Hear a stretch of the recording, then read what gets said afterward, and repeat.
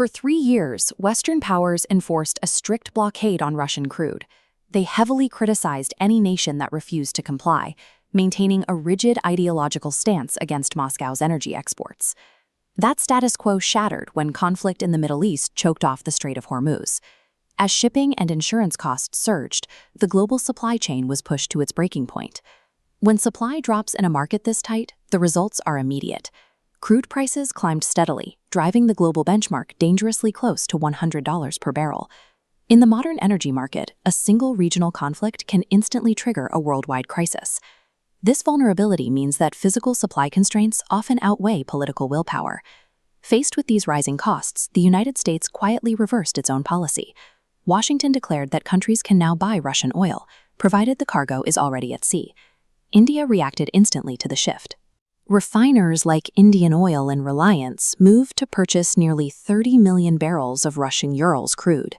This policy shift has created a massive financial windfall for Moscow. With higher prices and a renewed pool of buyers, Russia is now earning an extra $150 million every single day. European leaders and Ukrainian President Zelensky have voiced sharp criticism, arguing that this new flow of oil money directly funds the Russian military. The United States intentionally angered its closest allies to allow a massive influx of cash to its primary geopolitical rival. This decision is driven by a series of high-stakes strategic calculations. The most immediate driver is domestic survival. For American leaders, $100 a barrel oil isn't just a market statistic, it is an active political crisis. High gasoline prices are historically one of the only metrics capable of turning American voters against a sitting president. Watching fuel costs climb is a surefire way to lose an upcoming election. Before the U.S. can manage foreign conflicts, it must stabilize the market at home. Opening this pressure valve prevents a domestic political collapse.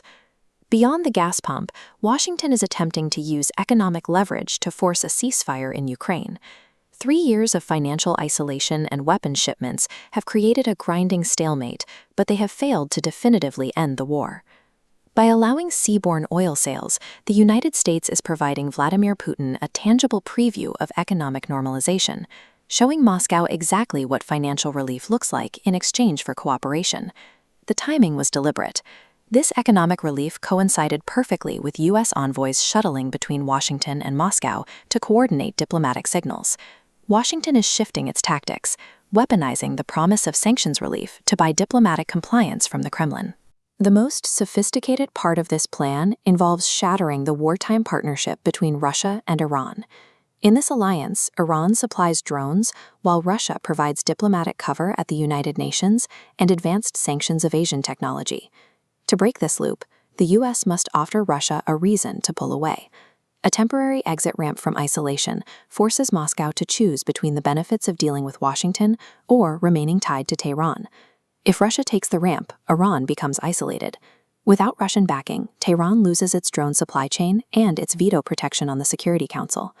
Washington is calculating that sacrificing leverage over Ukraine is a necessary price to pay for the total strategic isolation of Iran. This maneuver has shifted the global chessboard. Ukraine is fighting for its interests, China is monitoring the U.S. playbook on Iran, and Washington is quietly locking in trade deals with India to maintain its alliances. This crisis proves that it is physically impossible to remove Russian oil from the global energy system without triggering catastrophic price explosions. This outcome vindicated the policy India established in 2022. While Western leaders criticized the move at the time, New Delhi maintained that buying crude was a matter of economic survival. The ultimate lesson of the energy market is clear. Ideology cannot overcome the gravity of basic supply constraints and national survival. In the high-stakes game of global geopolitics, moral narratives are temporary tools. Strategic advantage is the only constant, and permanent interests will always outweigh temporary alliances.